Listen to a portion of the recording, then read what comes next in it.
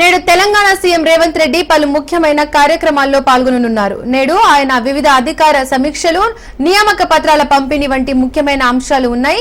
ఇందులో భాగంగా మధ్యాహ్నం 2:30 CM Revanth Reddy Telangana core urban region పై కమాండ్ కంట్రోల్ సెంటర్ లో సమీక్షా సమావేశం నిర్వహించనున్నారు. రాష్ట్రంలోని పట్టణాభివృద్ధి, మౌలిక వసతుల పర్యవేక్షణకు సంబంధించిన అంశాలను ఈ సమావేశంలో చర్చించనున్నారు. ఆ తర్వాత సాయంత్రం 4:30 పంప్డ్ స్టోరేజ్ ప్రాజెక్టులపై ప్రత్యేక సమావేశం నిర్వహించనున్నారు.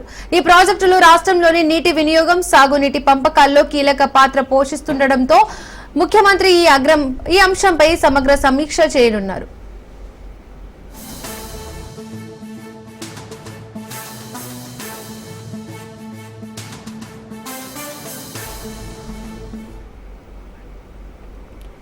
అనంతరం సాయంత్రం 6:30 జలసౌదాలో కొలువుల పండుగ కార్యక్రమంలో సీఎం పాల్గొంటారు. నీటిపారుదల శాఖలో కొత్తగా నియమితులైన assistant engineer AE, junior technical officer జేటీఓలకు నియామక పత్రాలు ఆయన అందజేయనున్నారు. ఈ సందర్భంగా కొత్త ఉద్యోగులను సీఎం అభినందించనున్నారు. ఈ కార్యక్రమాల అనంతరం ప్రాధాన్యత కలిగిన నీటి ప్రాజెక్టులు, అంతర్రాష్ట్ర నీటి సమస్యలపై అధికారులతో మరో సమీక్షా సమావేశం నిర్వహించనున్నారు. నీటి వనరుల వినియోగంలో సమన్వయం, రాష్ట్రానికి హక్కుగా లభించాల్సిన వాటా తదితర అంశాలను ఈ సమావేశంలో సీఎం సమీక్షించే అవకాశం ఉంది.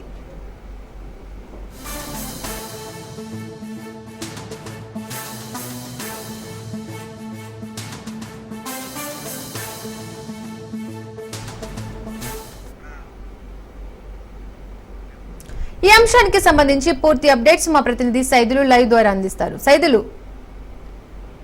దీపిక, ఈరోజు వివిధ ప్రాజెక్టులపై సీఎం రేవంత్ రెడ్డి సమీక్ష సమావేశం నిర్వహించనున్నారు. ముఖ్యంగా ఆయన మధ్యాహ్నం 2:30 జూబ్లీ హిల్స్ లో ఉన్నటువంటి తన నివాసం నుంచి ఆయన బంజర్ హిల్స్ లో ఉన్నటువంటి పోలీస్ కమాండ్ కంట్రోల్ కు వస్తారు. 2:30 ఆయన తెలంగాణ కోర్ అర్బన్ రీజియన్ పైన సమీక్ష సమావేశం నిర్వహిస్తారు. ఈ సమీక్ష సమావేశంలో వివిధ శాఖల అధికారులందరూ కూడా పాల్గొంటారు. వీరితో పాటుగా అందుబాటులో ఉన్నటువంటి మంత్రులు కూడా ఈ యొక్క సమీక్ష సమావేశంలో పాల్గొననున్నారు.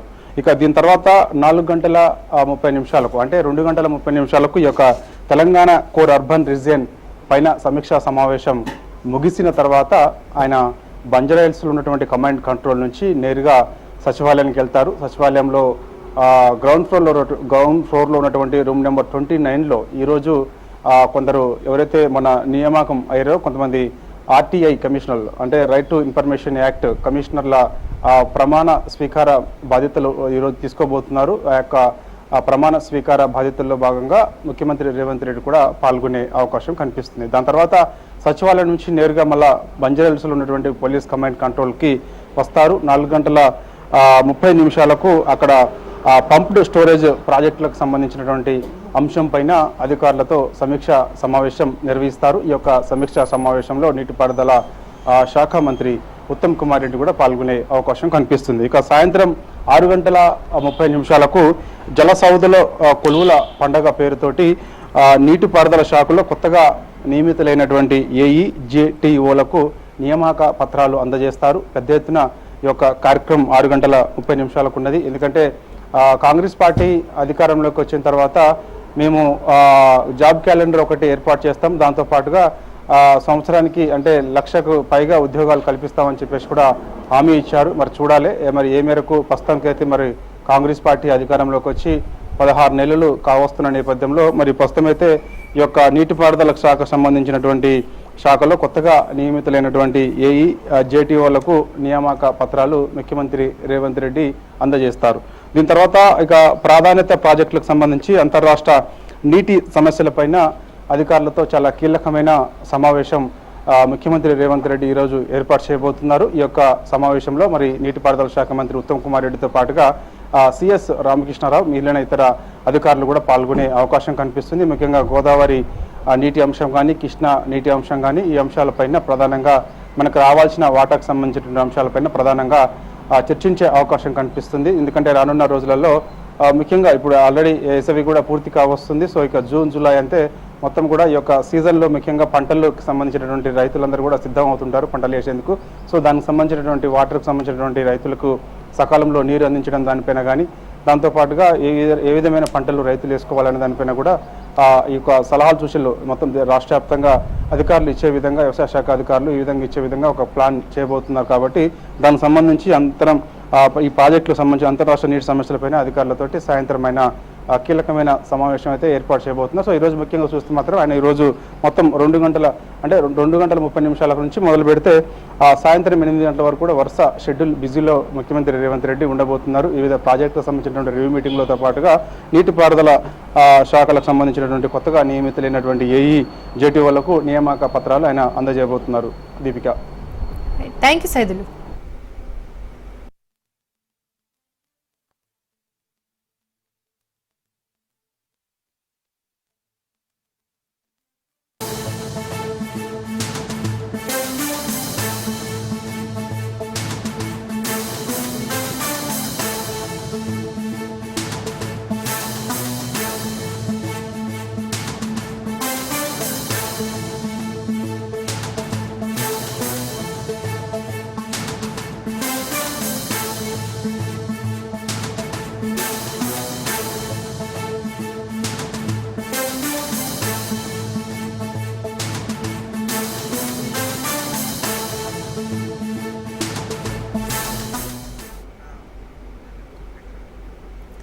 ఈ నెల 25న ఎన్డీఏ సీఎంలతో ప్రధాని మోడీ సమావేశం కానున్నారు. బీజేపీ పాలిత రాష్ట్రాల ముఖ్యమంత్రులు ఈ సమావేశానికి హాజరు కానున్నారు. AP CM Chandrababu, deputy CM Pawan Kalyan ఈ మీట్ కి హాజరు కానున్నారు. ఆపరేషన్ సింధూర్ వివరాలను ప్రధాని మోడీ వివరించనున్నారు. తాజా పరిస్థితులను NDA సీఎంలకు Modi వివరించనున్నారు.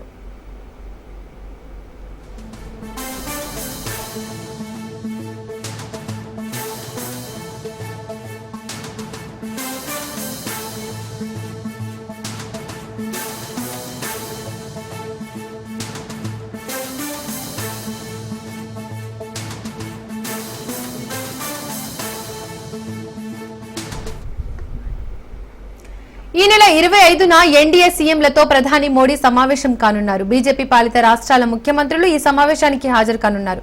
AP CM Chandrababu, deputy CM Pawan Kalyan ఈ మీట్ కి హాజరు కానున్నారు. ఆపరేషన్ సింధూర్ వివరాలను ప్రధాని మోడీ వివరించనున్నారు. తాజా పరిస్థితులను ఎన్డీఏ సీఎంలకు మోడీ వివరించనున్నారు. ఈ అంశానికి సంబంధించి మరిన్ని అప్డేట్స్ మా ప్రతినిధి క్రాంతి ఫోన్ ద్వారా అందిస్తారు. క్రాంతి. ప్రస్తుతంగా ఈ నెల 25న ఎన్డీఏకి సంబంధించిన సీఎంలతో ప్రధాని నరేంద్ర మోడీ భేటీ కానున్నారు. ఈ నేపథ్యంలోనే ఈ భేటీకి కొంత ప్రాధాన్యత సంతరించుకుందని కూడా చెప్పుకోవచ్చు. పీఎం నరేంద్ర మోడీ అధ్యక్షతన జరిగే ఈ సమావేశంలో ఎన్డీఏ పాలిత రాష్ట్రాలకు సంబంధించిన ముఖ్యమంత్రులు, ఉప ముఖ్యమంత్రులకు సంబంధించి హాజరయ్యే అవకాశం అయితే ఉంది. ఆంధ్రప్రదేశ్ నుంచి సీఎం చంద్రబాబుతో పాటు డిప్యూటీ సీఎం పవన్ కళ్యాణ్ కూడా ఈ సమావేశానికి హాజరు కావాలని కూడా సమాచారం అయితే ఉంటుంది. తాజా దేశ రాజకీయాలు, అదేవిధంగా జాతీయ రాజకీయాల స్థితిగతులు, అదేవిధంగా ఆపరేషన్ సింధూర్తో పాటు రాజకీయ స్థితిగతులకు సంబంధించి కూడా ప్రధాని ముఖ్యంగా ఈ సమావేశంలో చర్చించే అవకాశం అయితే ఉంది. అదేవిధంగా రాష్ట్ర సీఎంలకి, డిప్యూటీ సీఎంలకు కూడా వివరించే అవకాశం ఉంది. ఇటు జాతీయ సమైక్యత సందేశాన్ని ఈ సమావేశం ద్వారా ప్రధాని నరేంద్ర మోడీ వివరించే అవకాశం అయితే ఉంది. ఇక రాజకీయ ప్రచారాలకు దూరంగా ఉండాలంటూ కూడా ఇప్పటికే అటు కేబినెట్ మంత్రులకి ప్రధాని మోడీ సూచించిన నేపథ్యంలో ఆపరేషన్ సింధూర్ విజయ భారత సైన్యానికి సంబంధించిన బీజేపీ నేతలు సంబంధించి ఇప్పటికే ర్యాలీలు నిర్వహించాలంటూ ఆదేశాలు ఇచ్చిన నేపథ్యంలో ఉగ్రవాదులపై ప్రతీకారం తీసుకునేందుకు ఆపరేషన్ సింధూర్ కొనసాగుతుందని కూడా వెల్లడించారు. ఈ నేపథ్యంలోనే దేశ రాజకీయాలకి సంబంధించి, దేశ ఆర్థిక పరిస్థితికి సంబంధించి, అదేవిధంగా సింధూర్ తో పాటు ఆపరేషన్ సింధూర్ కొనసాగుతున్న నేపథ్యంలో రాబోయే రోజుల్లో ఏ రకంగా ఉండబోతుంది, అదేవిధంగా బీజేపీ పాలిత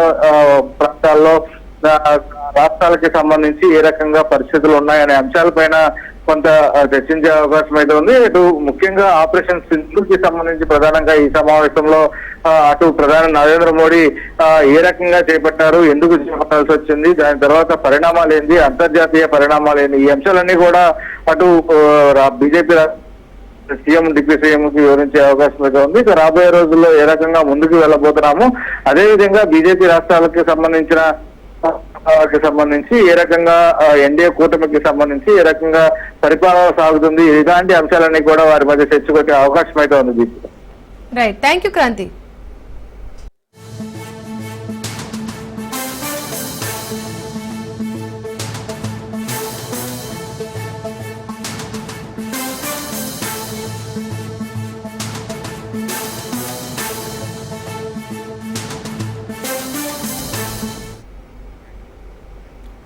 వైసీపీకి మరో షాక్ తగిలింది. ఏపీ శాసన మండలి డిప్యూటీ చైర్పర్సన్ జకియా ఖానం పార్టీకి రాజీనామా చేశారు. ఎమ్మెల్సీ పదవికి కూడా రాజీనామా చేస్తున్నట్టు మండలి చైర్మన్ కు లేఖ రాశారు. వ్యక్తిగత సిబ్బంది ద్వారా తన రాజీనామా లేఖను చైర్మన్ కు పంపారు. గత కొంతకాలంగా ఆమె వైసీపీకి దూరంగా ఉంటున్నారు. జకియా ఖానం రాజీనామాను ఆమోదిస్తే డిప్యూటీ చైర్మన్ పదవి కూడా పోతుంది. జకియా ఖానం స్వస్థలం అన్నమయ్య జిల్లా రాయచోటి. జకియా ఖానంను 2020 జూలైలో ఎమ్మెల్సీగా గవర్నర్ నామినేట్ చేశారు. 2 ఏళ్ల నుండి ఆమె వైసీపీలో అసంతృప్తిగా ఉన్నారు. పార్టీ కార్యక్రమాల్లో కూడా ఎక్కడా పాల్గొనడం లేదు. గతంలో మంత్రి నారా లోకేష్ ను జకియా ఖానం కలిశారు. కుటుంబ సభ్యులతో కలిసి శాలువాతో లోకేష్ ను సత్కరించారు కూడా. దీంతో అప్పుడే జకియా ఖానం టీడీపీలోకి వస్తారని చర్చ జరిగింది.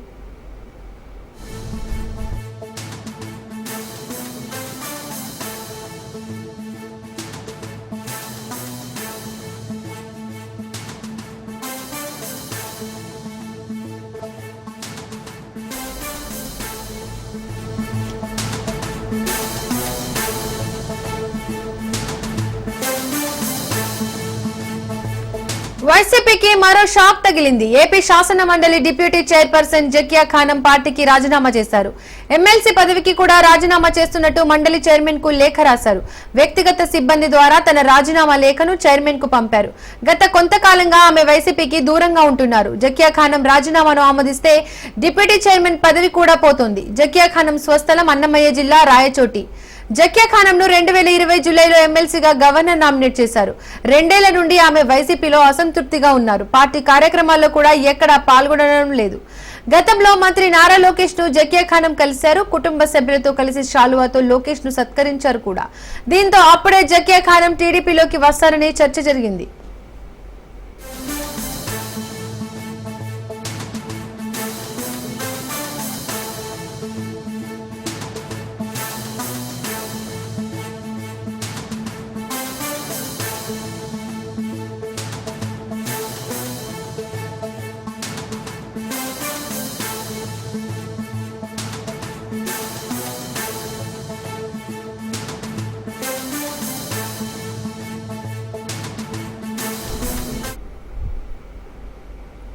ఇక ఈ అంశానికి సంబంధించి పూర్తి అప్డేట్స్ మా ప్రతినిధి వాసు ఫోన్ ద్వారా అందిస్తారు. వాసు, అయితే వైసీపీకి మరొక షాక్ తగిలింది. ఏపీ శాసన మండలి డిప్యూటీ చైర్పర్సన్ జకియా ఖానం రాజీనామా చేయడం కూడా పూర్తిగా అంటే ఇప్పుడే కోలుకోలేని దెబ్బలు తింటున్న వైసీపీకి మరొక ఏదైతే పెద్దల సభ అంటుంటామో ఈ పెద్దల సభలో కూడా పూర్తిగా దెబ్బతిందని మనం చెప్పుకోవచ్చు. అయితే గత 4-5 వారాల నుంచి కూడా కొంత సంక్లిష్ట పరిస్థితిని వైసీపీ పరిస్థితి కనిపిస్తుంది. ఇప్పటికే ఎమ్మెల్యేలు 11 మంది ఉన్నప్పుడు కూడా ఎవరు తెర మీదకి వచ్చి ప్రశ్నించే హక్కు లేదు. పూర్తిగా కోల్పోయిన పరిస్థితులు కనిపిస్తుంది. అలాగే శాసనసభలు మనం పెద్దల సభ అంటుంటామని పెద్దల సభలో కూడా ప్రస్తుత అదే సంక్లిష్టత కొనసాగే పరిస్థితులు కనిపిస్తుంది. తాజాగా అంటే ముస్లిం మైనారిటీకి చెందిన శాసనమండలి జకియా ఖానం రాజీనామా చేయడం మరొక దెబ్బ అనుకోవచ్చు. అంటే శాసన మండలి సభలో కూడా పెద్ద గొంతు అంటే అన్ని వర్గాల నుంచి గొంతు వినిపించాల్సిన గొంతు కూడా ప్రస్తుతం వినిపించే పరిస్థితి లేదు. అయితే ఆయన నేరుగా శాసన మండలికి ఈ లెటర్ పంపించకుండా వ్యక్తిగతంగానే ఈ లెటర్ పంపించారు. అయితే దీన్ని చైర్మన్ మోషన్ రాజు కూడా నేడు రేపట్లో కూడా ఆమోదించే అవకాశం కనిపిస్తుంది. Thank you Vasu.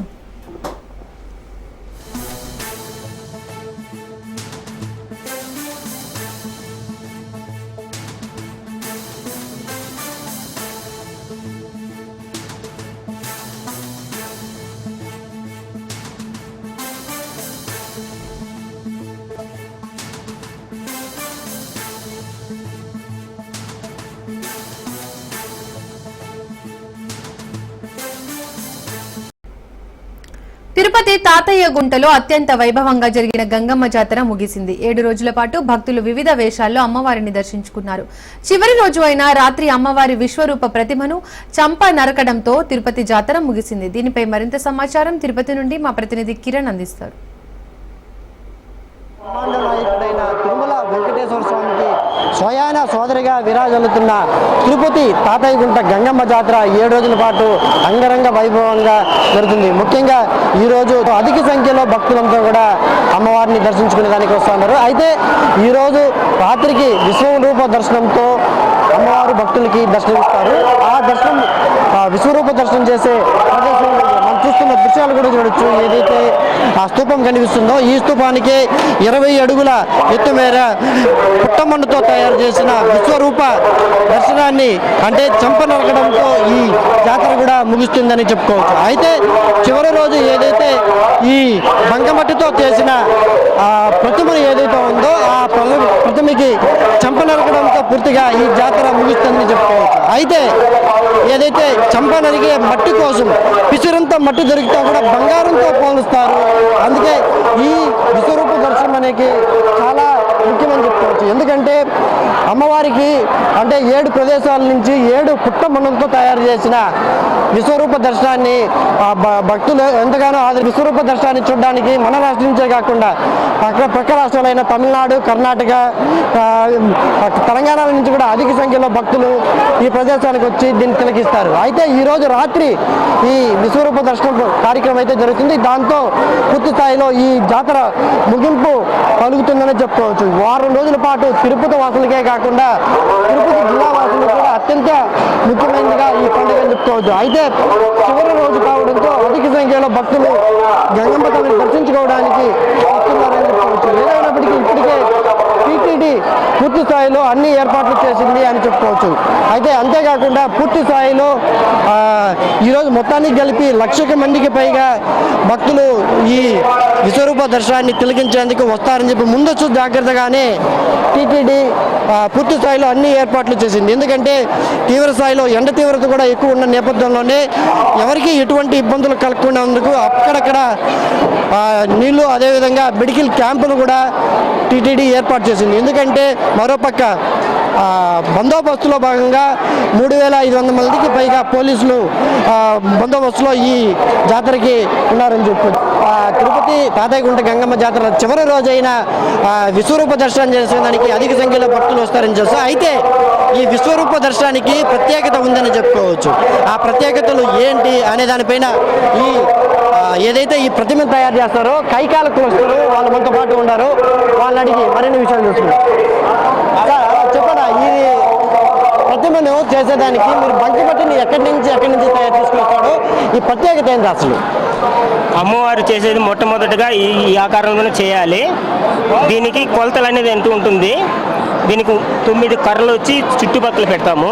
దానికి గడ్డి చుట్టి తర్వాత రూపం తయారు చేస్తారనమాట. కింద వచ్చి చేతులు ఉంటాయి, అమ్మవారి చేతులు ఉంటుంది. అది ఎవరు చూడరు, కింద చేతులు ఉంటాయి. దీని తర్వాతనే అమ్మవారిని రూపం చేయాల్సిన ప్రారంభిస్తారనమాట. ఇది వచ్చి రాత్రిలో కొయ్యలు తీసుకొచ్చి పెట్టేస్తే తెల్లవారుజామున దీనికి సంబంధించిన వాళ్ళు అంటే మేము వచ్చి దీని మెరాజ్దారులు అనమాట. మెరాజ్దారులు వచ్చి ప్రతి పూజ చేసుకుని మేము ప్రత్యేకంగా ఒక పొద్దుతో వచ్చి పూజ చేసి అవి బిగిస్తాం. తర్వాతనే ప్రారంభిస్తారనమాట రాత్రిలో గడ్డి చుట్టడం. మొత్తం ఎన్ని అడుగులు ఉంటుంది? ఎన్ని అడుగుల మేర తయారు చేస్తారు? సుమారుగా ఒక 4 అడుగులు ఉంటుంది. అమ్మవారిని తయారు చేయడానికి 4 అడుగులు 5 అడుగులు తయారు చేస్తారు. రూపం చేయడానికి 4 ఉంటారనమాట. మొట్టమొదటిగా వచ్చి అమ్మవారికి సంబంధించి సాకల వాళ్ళు వచ్చి అమ్మవారికి ఫస్ట్ పూజ చేస్తారు. తర్వాత మేము వస్తాము. మేము వచ్చి ఈ గోటాలు అంటాము. గోటాలు తయారు చేసిన తర్వాత మళ్ళీ గడ్డి చుట్టే వాళ్ళు వస్తారు. తర్వాత వీళ్ళు వస్తారనమాట, బొమ్మను తయారు చేసేవాళ్ళు. మొత్తం 5 మంది రూపం తయారు చేసేదానికి మొత్తం కూడా కైకాల కులస్తులైన వీళ్ళందరూ విశ్వబ్రాహ్మణులు. కైకాలు వాళ్ళు వచ్చి తెల్లవారితో వస్తారనమాట. వాళ్ళు వచ్చి వెళ్ళిపోయిన తర్వాత మేము విశ్వబ్రాహ్మణులు వచ్చి అమ్మవారి రూపం తయారు చేస్తాము. మొత్తం మీద విశ్వరూప దర్శనాన్ని తయారు చేయడానికి కూడా వీళ్ళు కైకాల కులస్తులు ఉదయము అదేవిధంగా నాయ బ్రాహ్మణులు సపరేట్గా అంటే ఈ ప్రతిమలు తయారు చేయడానికి కూడా చాలా అదృష్టం అని చెప్పేసి తరతరాలుగా వాళ్ళు చూస్తున్న ఇది అమ్మవారి యొక్క ఈ అవకాశం అనేది కూడా చెప్తున్నారు. ఏదేమైనప్పటికీ ఈరోజు రాజుల్లో జరిగే ఈ పూర్తి స్థాయిలో ఇది ముగుస్తుందని చెప్పుకోవచ్చు. కెమెరా పర్సన్ రమణతో కిరణ్, రాజ్ న్యూస్, తిరుపతి నుంచి.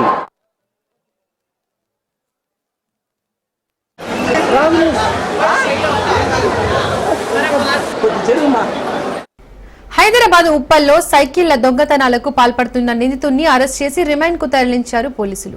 నిందితుడి నుండి 3 సైకిళ్లు, 1 మొబైల్ స్వాధీనం చేసుకున్నారు. నిందితుడు సుంచు సల్మాన్ రాజు పగలు క్యాటరింగ్ వర్క్, రాత్రి పూట సైకిల్ దొంగతనాలకు పాల్పడుతున్నట్టు పోలీసులు వెల్లడించారు. కర్నూలుకు చెందిన సల్మాన్ హైదరాబాద్ కుషాయిగూడలో ఉంటూ పలు చోరీలు చేస్తున్నాడని, గతంలో నిందితుడిని సైకిల్ దొంగతనం కేసులున్నట్టు పోలీసులు వెల్లడించారు.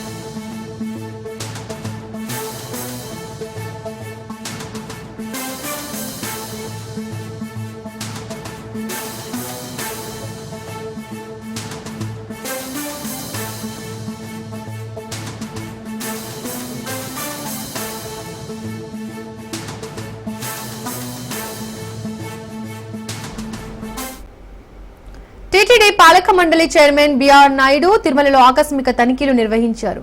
ఆలయ ప్రాంగణం వద్ద కలియదిరిగారు. భక్తులకు అందుతున్న సదుపాయాలు, వసతులు, శ్రీవారి లడ్డు, అన్న ప్రసాదాలు, తరికొండ వెంగమాంబ అన్నదాన సత్రంలో చేపట్టాల్సిన ఇతర సౌకర్యాలపై క్షేత్రస్థాయిలో పరిశీలించారు.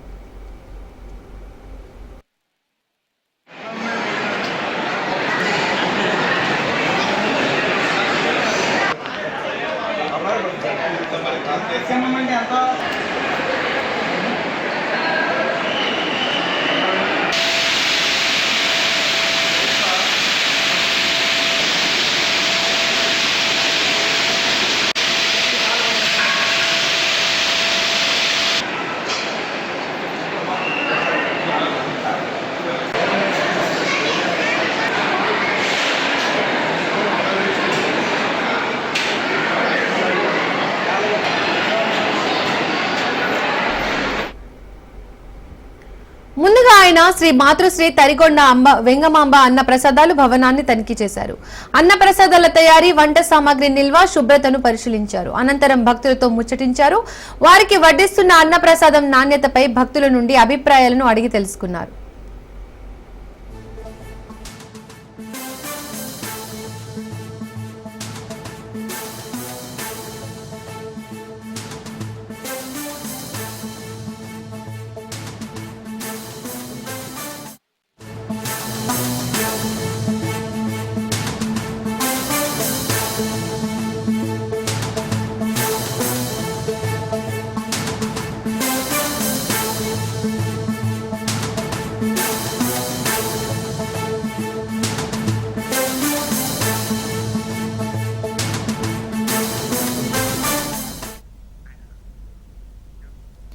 తమిళ నటుడు సంతానం నటించిన సినిమాలో గోవింద నామాలతో పాట రూపొందించారు. డెవిల్స్ డబుల్ నెక్స్ట్ లెవెల్ సినిమాలో గోవింద నామాలను ర్యాంప్ సాంగ్ గా సంగీత దర్శకుడు మార్చాడని, పాటను వెంటనే తొలగించాలని డిమాండ్ చేస్తూ తిరుమల 1 టౌన్ పోలీస్ స్టేషన్ లో జనసేన నాయకుడు కిరణ్ రాయల్ ఫిర్యాదు చేశారు.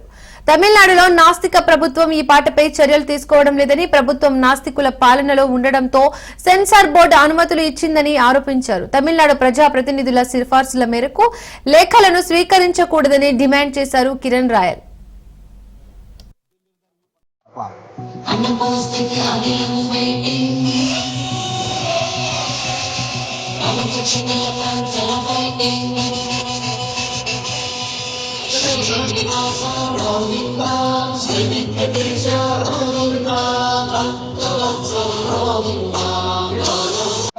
மொபைல் பண்ணோம். நாளைக்கு என் படம் ரிலீஸ். திடீர்னு தான் ரிவ்யூ பண்றா பார்க்கலாம்.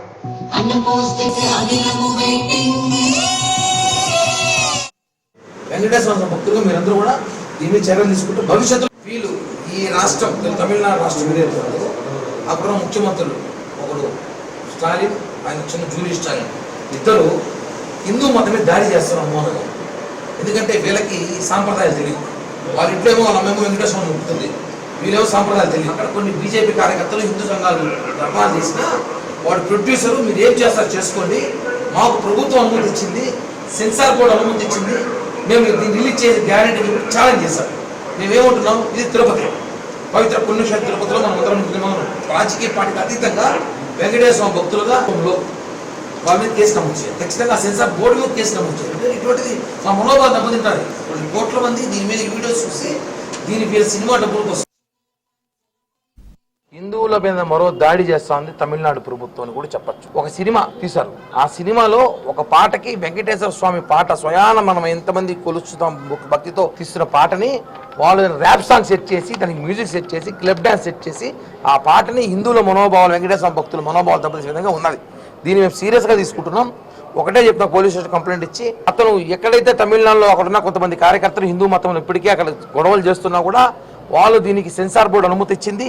అదేవిధంగా మాకు ప్రభుత్వం కూడా సహకారం ఉందని చెప్పాడు. అక్కడున్న ముఖ్యమంత్రి కానివ్వండి, వాళ్ళ కొడుకు కానివ్వండి, వాళ్ళు నాస్తికులు, దేవుళ్ళు నమ్మరు, వాళ్ళు హిందూ మతం మీద వాళ్ళకి ప్రేమ లేదు. కాబట్టే వాళ్ళు ఇలాంటి దాన్ని ప్రోత్సహిస్తారని చెప్పి బాధాకరంగా ఉంది. మేము ఏదైతే సనాతన ధర్మం అని చెప్పి గత కొద్ది రోజులుగా లడ్డు విషయం నుంచి పవన్ కళ్యాణ్ గారు కానివ్వండి, ఇక్కడ రాష్ట్రంలో మోడీ గారు కానీ దేశంలో అందరూ కూడా హిందువులపై దాడి జరుగుతుంది, కాపాడాల్సిన బాధ్యత మన మీద ఉంటే ఈరోజు హిందువులపై దాడిగా భావిస్తుంది, కుట్రగా భావిస్తున్నాం. మేము ఒకటే చెప్తున్నాం, ఈరోజు తమిళనాడు సంబంధించిన ప్రజాప్రతినిధులారా, మీరు ఈ సినిమాని బ్యాన్ చేయించండి. ఇది కావాల్సిన గోవింద అని చెప్పి అక్కడ పాటలు పెట్టుకొని ఇక్కడికి వచ్చి దేవుని పూజలు చేస్తే మాత్రం ఒప్పుకోము. కాబట్టి టీటీడీ అధికారులకు కూడా టీటీడీ అడిషనల్ ఈ ఒక్కటి విజ్ఞప్తి చేస్తాం ఏమనగా, తమిళనాడు ప్రజాప్రతినిధులు ఎవరు వచ్చినా కూడా ఈ ఇష్యూలో మీరు దర్శనాలు ఇవ్వాల్సిన బాధ్యత అవసరం లేదు. ఎందుకంటే వాళ్ళు మన దేవునితో వాళ్ళ పాటలు తీసి వాళ్ళు డబ్బులు సొమ్ము చేసుకుంటారు. వాళ్ళు నిజంగానే భక్తుంటే ఆ సినిమాని బ్యాన్ చేసి వస్తే అప్పుడు దర్శనాలు ఇవ్వండి. అంతేగాని వాళ్ళు సెల్ఫ్ కూడా ఇవ్వాల్సిన అవసరం లేదని చెప్పి కూడా మేము డిమాండ్ చేస్తాం.